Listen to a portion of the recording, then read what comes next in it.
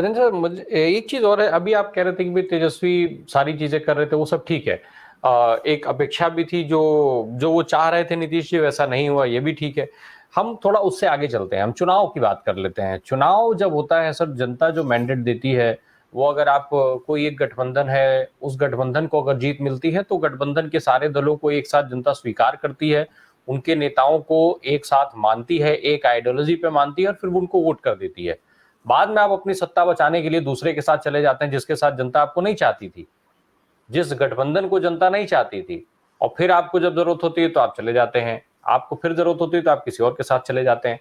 तो ये जो खेल है वो सियासी दलों का होता है, सियासी दलों के साथ होता है, या फिर वाकई ये खेल जनता के साथ होता है? ये खेल होता किसके मैं साथ है, ये मैं दलों के साथ ये या जनता के साथ? ये बढ़िया सवाल है। मैं एक आपसे सवाल करता हूँ।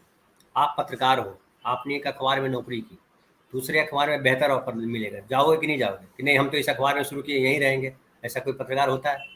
कोई ऐसा नौकरी करने वाला है कि नहीं जी, मैंने तो पहली नौकरी मुझे दरोगा के तौर पे मिली थी, अब आईपीएस नहीं बनूंगा, मैं दरोगा ही रह जाऊंगा? ऐसा कोई होता है?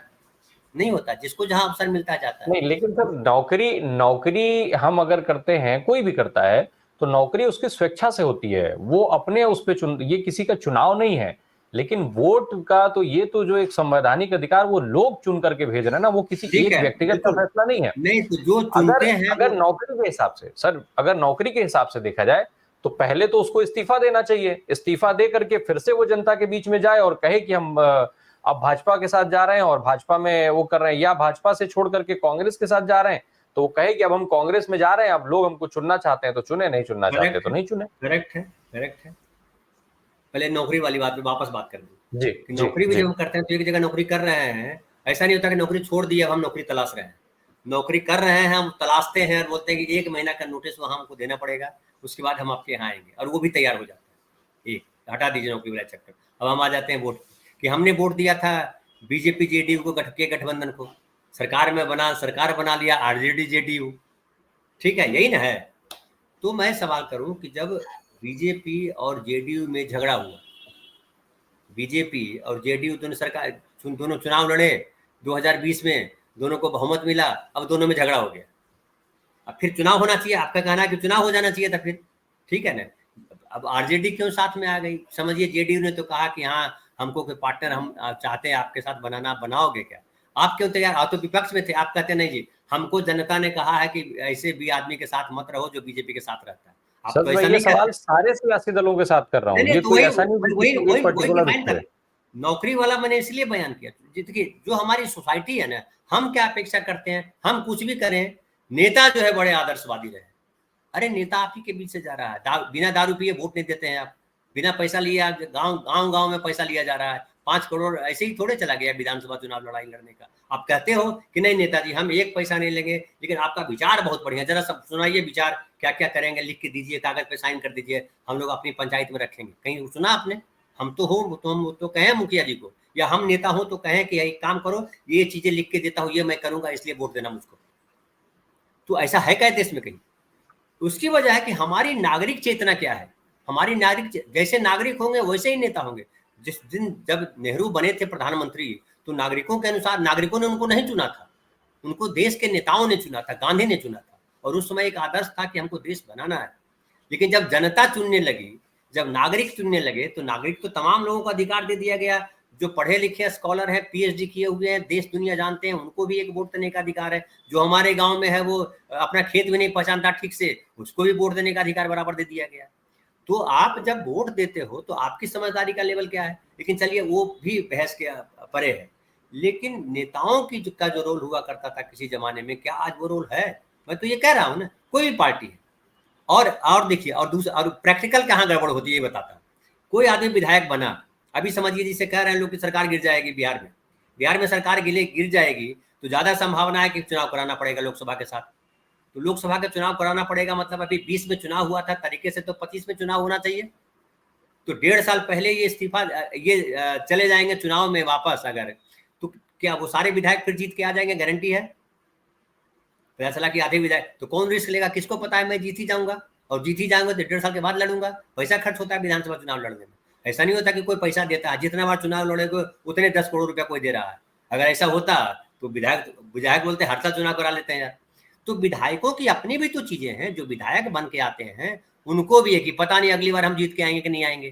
तो जब तक है, आपको पता नहीं कि 2 करोड़ रुपए मिलता है विधायक को, एक विधायक को डेवलपमेंट के लिए अपने इलाके में 2 करोड़ रुपए मिलता है, और ये 2 करोड़ में से इतना परसेंट जो है उनको अपने आप आ जाता है। ये भी विधायक, किसी विधायक से बैठ करके बात कर लीजिए कैमरा बिना लगाए, तो विधायक बताएगा कि 20% तो हमारे पास आ जाता है लौट करके, है ना। सिस्टम तो आप जानते हैं ना रामप्रकाश जी। तो क्या कोई विधायक जो है ये लेना, हाँ 1-2 महीने का होता तो हो जाता, अभी 1.5 साल बाकी है भाई साहब। इतनी आसानी से विधानसभा चुनाव होते नहीं है। और एक और आपको बताऊं, ये याद दिला दूं बिहार का, और एक बार रामविलास पासवान ने चाबी पकड़ ली अपने पास, बोला मुख्यमंत्री बनेगा तो मुसलमान ही बनेगा, और रामविलास पासवान ने किसी को सपोर्ट नहीं किया। नतीजा क्या हुआ, 1 साल तक ये चलता रहा, फिर राष्ट्रपति शासन हो गया और सारे विधायक बिना ओथ लिए हुए विधानसभा भंग हो गई। उन विधायकों को पेंशन भी नहीं मिली, उसमें से कई विधायक फिर लौट के नहीं आए, तो उनका पेंशन भी चला गया, पैसा खर्च किया वो भी चला गया, विधायक में कहीं नाम भी नहीं दर्ज नहीं हुआ, ऐसा विधायक जिसने ओथ ही नहीं लिया। तो हर कोई अपना करियर देख रहा है ना भाई साहब। हम सोचते हैं नेताओं से अपेक्षा करते कि नहीं, नेताजी बड़े संत आदमी हैं और वो उनको एकदम विचार पे खड़ा रहना चाहिए। जो विचार उन्होंने तय किया कि हम देश का विकास करेंगे, तो अपना बर्बाद कर लो खुद को, लेकिन देश के विकास करने में लगे रहोगे। कहाँ से लगे रहोगे, वो भी आपके समाज का आदमी है, वो भी तो चुनाव लड़ रहा है, पैसे खर्च कर रहा है, कौन उसको वोट दे रहा है। ऐसा कोई हुआ कि नेताजी ये बड़े अच्छे आदमी, इनके पास देखो ना 3 आदमी तो चल रहा है, हम लोग भी इनके साथ चलते हैं, बड़े अच्छे आदमी इसलिए 3 आदमी इनके साथ है, इनको जिता देते हैं, कल ये साथ देंगे। ऐसा कहीं देखा? हमने तो नहीं देखा। पैसा खर्च करना पड़ता है, गाड़ी लगानी पड़ती है। विधानसभा क्षेत्र की बात करें तो 4-5 ऑफिस, प्रखंड स्तर पे ऑफिस बनाना पड़ता है, गाड़ियां दौड़ानी पड़ती है, कार्यकर्ताओं को भोजन कराना पड़ता है, नकदी देना पड़ता है, स्टाफ बहाल करने पड़ते हैं कि भैया महीने भर वो पर्चा भरेगा, जेरोक्स कराना पड़ता है पूरे वोटर लिस्ट का। इतने सारी चीजें हैं राम प्रकाश भाई कि उस धरातल को जब तक नहीं समझेंगे हम नेताओं को गलियाते रहेंगे। और नेता को नेता विलन नहीं है आपका, नेता को कैसे ठीक करना है आपको तय करना है। मैं तो कह तो रहा हूँ कि हर पंचायत स्तर पे अगर ये कहे, पंचायत में लोग कहें कि भाई नेताजी आपको वोट देंगे लेकिन ये शर्तें हमारी है, हमको ये दिक्कत है, ये करके दीजिएगा तो ठीक है, नहीं तो अगली बार तो बिल्कुल नहीं देंगे, धोखा कीजिएगा। कोई करता है क्या? जी। 1-2 गांव करता है, 1-2 गांव करता है तो उसको कुछ पैसा दे दिया जाता है, अच्छा आपका पुलिया बनाना है ये लीजिए। हमने तो ये भी देखा है, मुखिया से पुलिया बनवा लेते हैं लोग कि मुखिया का वोट आपको तब देंगे जब ये छोटा वाला पुलिया जो है ना बरसात में दिक्कत हो जाती है, ये बना दीजिए, तो 5 लाख रुपया दे देता है कि चलो लो, क्योंकि 3 गांव का तो मामला है। और 5 तो आप जब पैसा ले लिए, अब आप जाइए काम करवाने के लिए तो आपको फ्री में काम करेगा वो।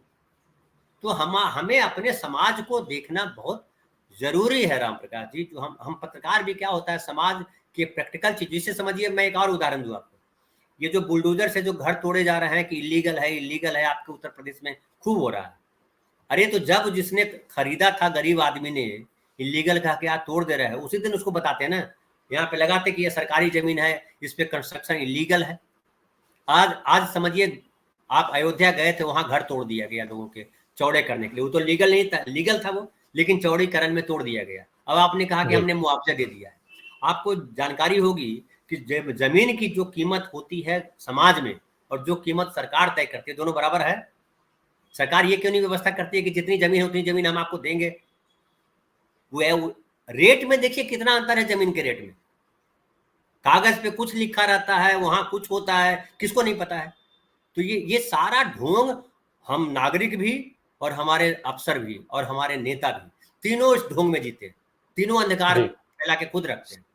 आप जानते हैं ना कि अधिकारी नहीं, आप तो जानते हैं अधिकारी पे सबका ये खेल रहता है सर, लंबा खेल है ये तो। लेकिन राम प्रकाश जी, मैं आपसे जानना चाहता हूँ, क्या कोई आदमी है जिसको नहीं पता है कि अयोध्या के या बनारस के जो घर तोड़े गए उस घर की कीमत क्या थी और उनको मुआवजा क्या मिला? क्या उतने जितना मुआवजा मिला उतने पैसे में उनको वैसा घर मिलेगा? तो आप घर के बदले घर दो, खत्म करो कहानी। नहीं दोगे आप तो ये पूरा सिस्टम, पूरा हमारा समाज जो है करप्ट समाज है। हम करप्ट सिस्टम, हमारा समाज की वजह से। समाज करप्ट होगा तो आपका सब कुछ करप्ट हो जाएगा।